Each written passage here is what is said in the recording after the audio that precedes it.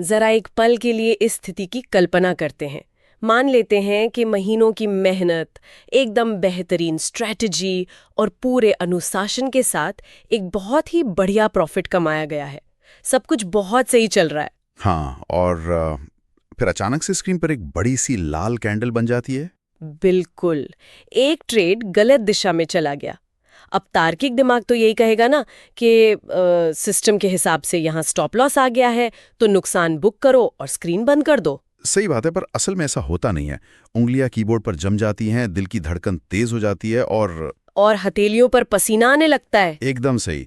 और सिस्टम को बंद करने के बजाय मेरा मतलब है सिस्टम को बंद करने के बजाय इंसान अपनी क्वांटिटी डबल करके एक और ट्रेड ले लेता है। अरे बाप रे! और फिर सिर्फ कुछ ही मिनटों के अंदर महीनों का प्रॉफिट और कैपिटल दोनों साफ हो जाते हैं।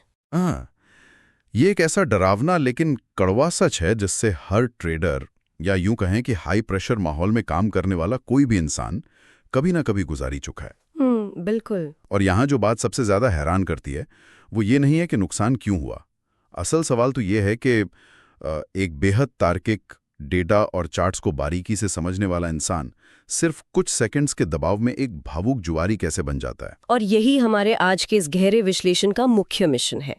हम डॉक्टर ब्रेट स्टीनबार्गर की मशहूर किताब द डेली ट्रेडिंग कोच के नोट्स और रेडिट पर ट्रेडर्स के बीच चल रही जमीनी चर्चाओं को खंगाल रहे हैं। हाँ, और साथ ही एक्सी के रिवेंज ट्रेडिंग पर आधारित लेखों को भी देखेंगे। बिल्कुल।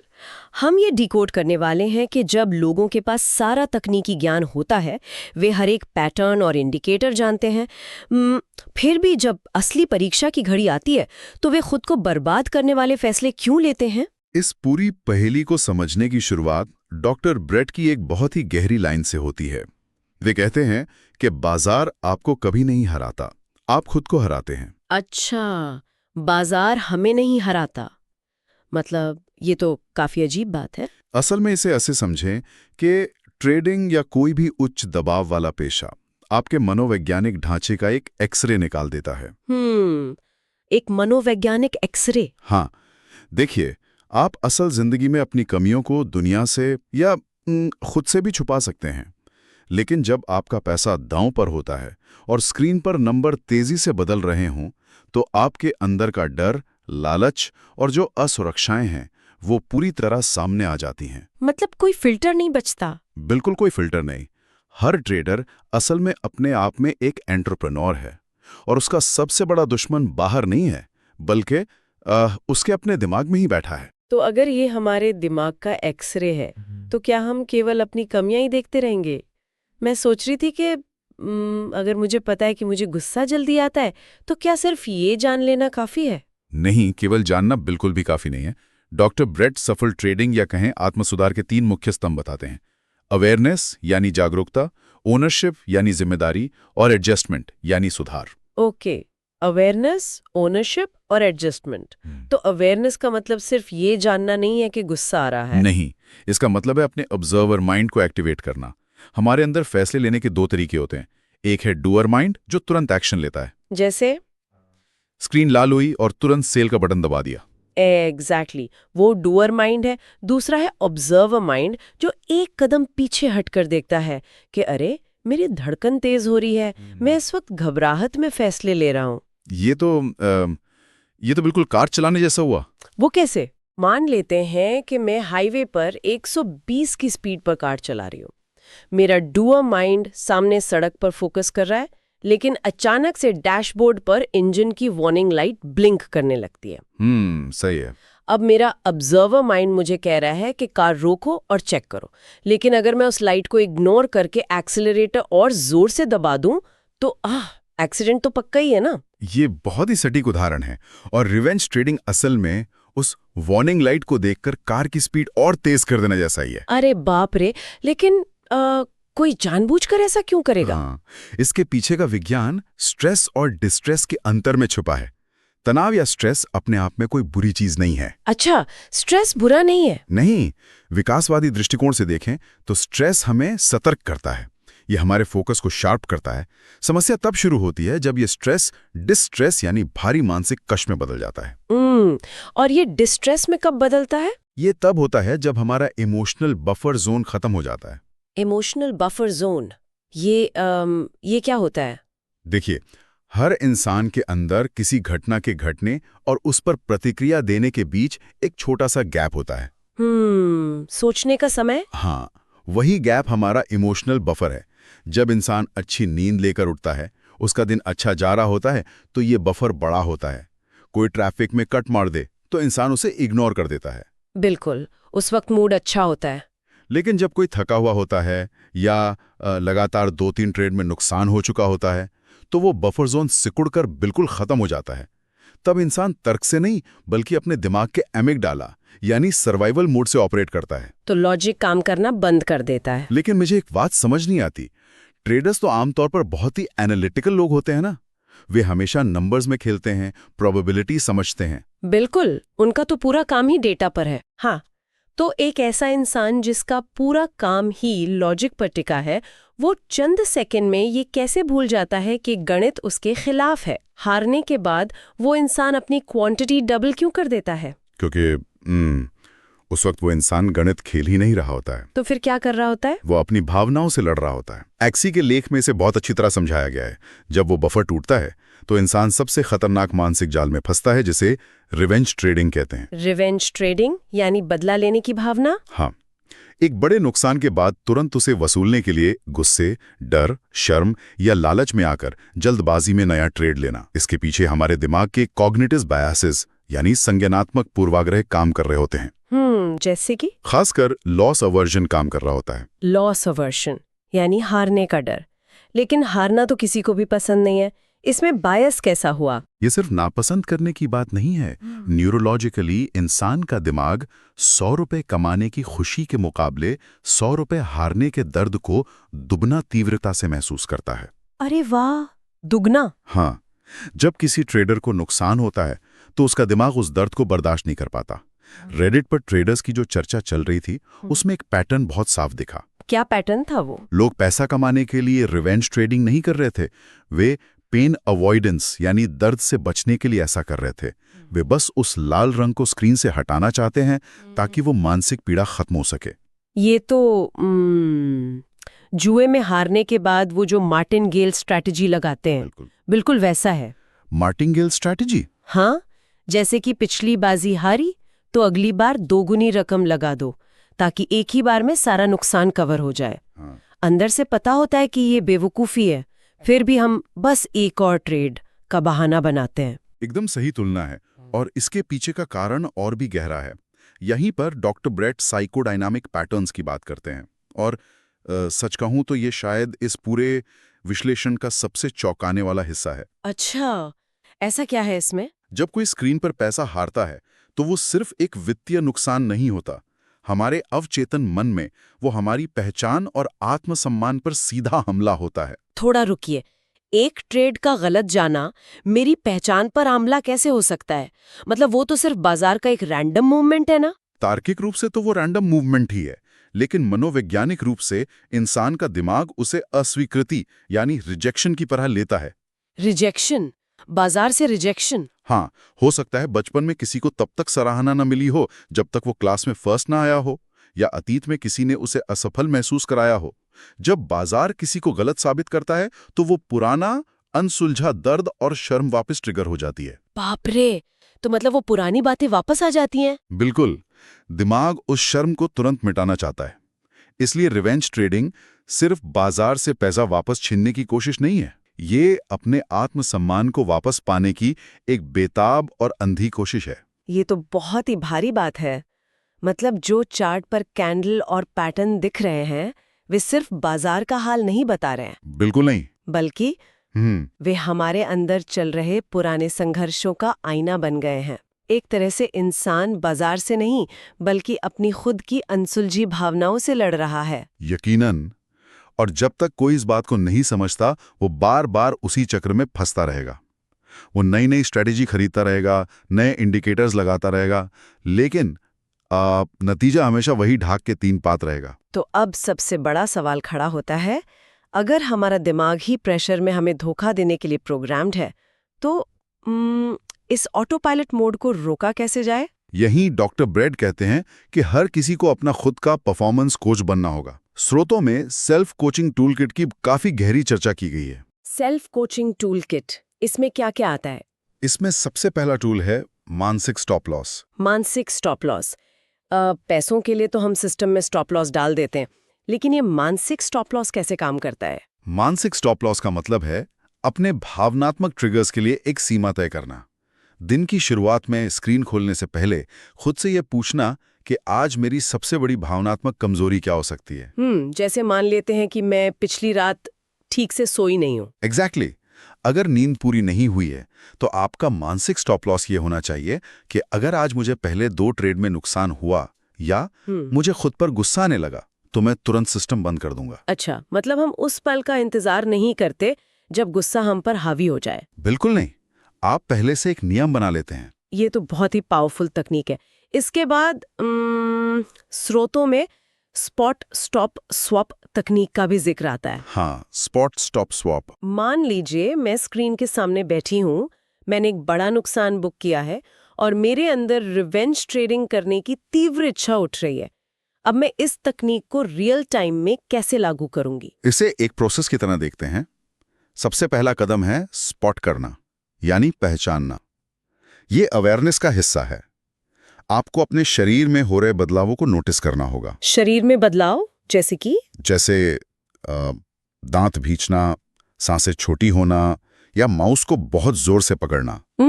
समझ गई। जैसे ही आप इसे स्पॉट करते हैं, आपको तुरंत स्टॉप करना है।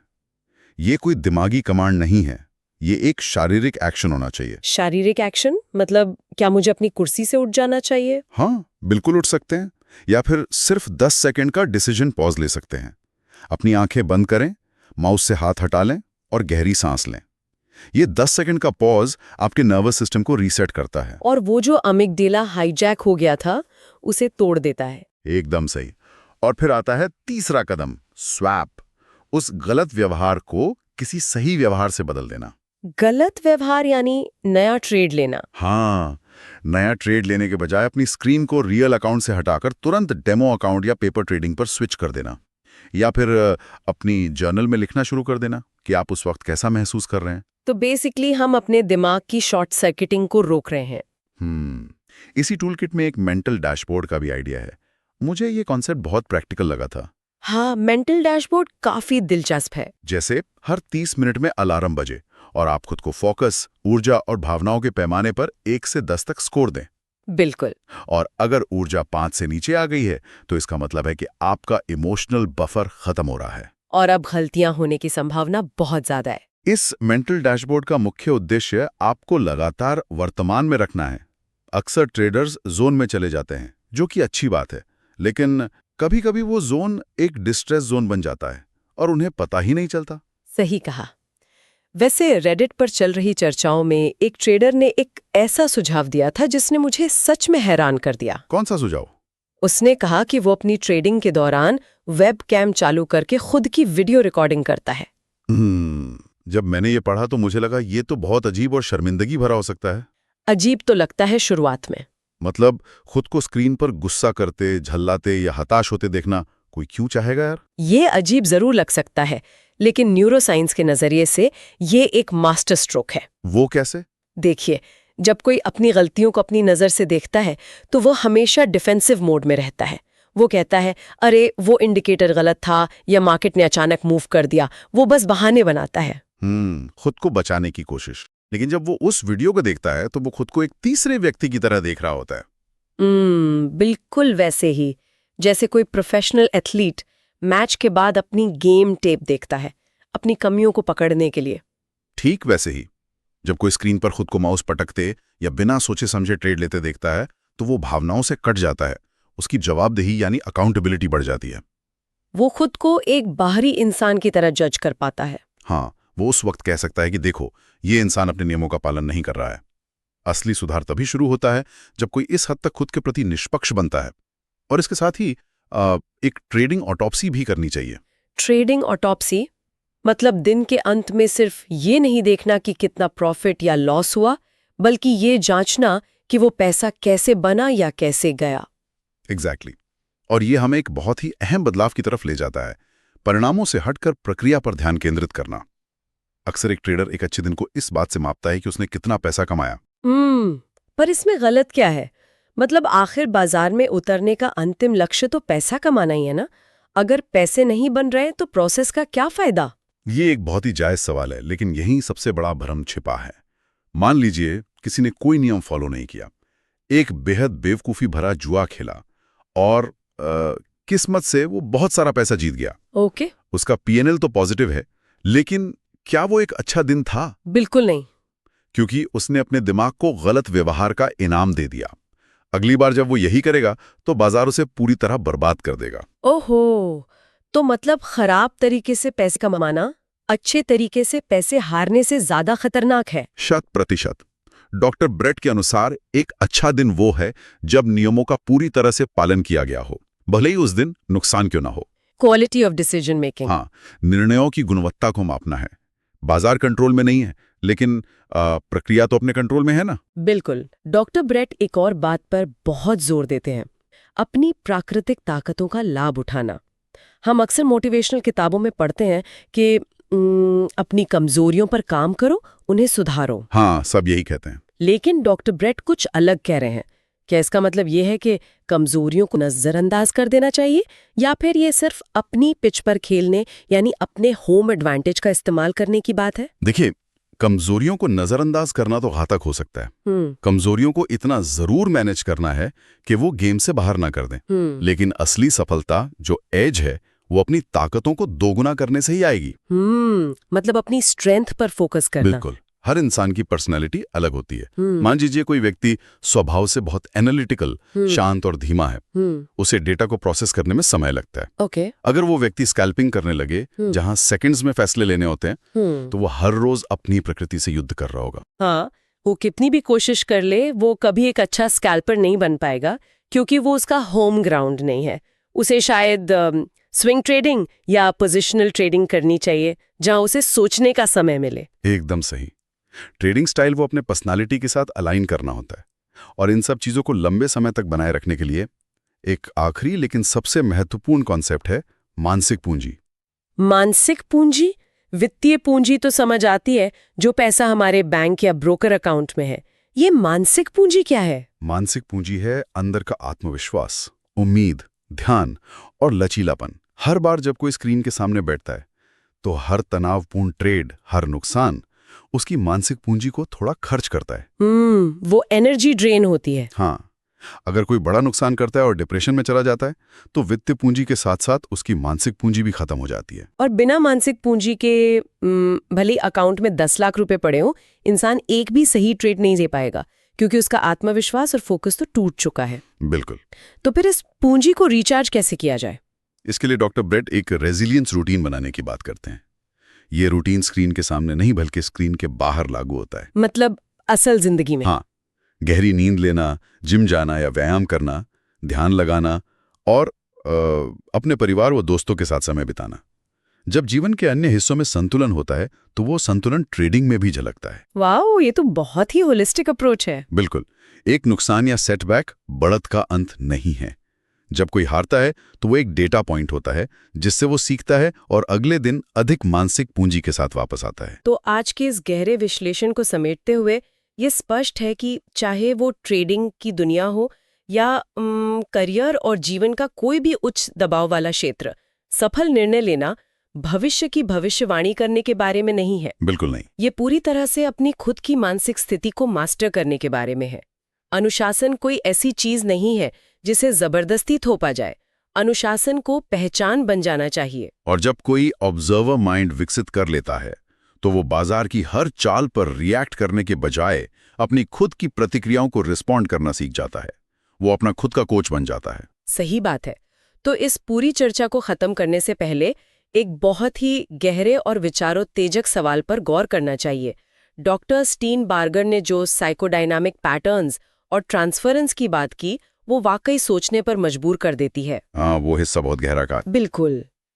कि कैसे हमारे वित्तीय फैसले अक्सर हमारे अतीत के अनसुलझे रिश्तों का दोहराव होते हैं। तो जरा सोचिए, अगर तनाव भरे फैसले, घबराहट में लिए गए एक्शन और बार बार होने वाले नुकसान सिर्फ अंदरूनी अनसुलझी भावनाओं का आईना है, तो रोजमर्रा की गलतियां उन छिपे हुए घावों के बारे में क्या कह रही हैं जिन्हें आज तक नजरअंदाज किया जा रहा है। ये सोचने वाली बात है कि क्या इंसान असल में बाजार से लड़ रहा है, दुनिया से लड़ रहा है, या जाने अनजाने में खुद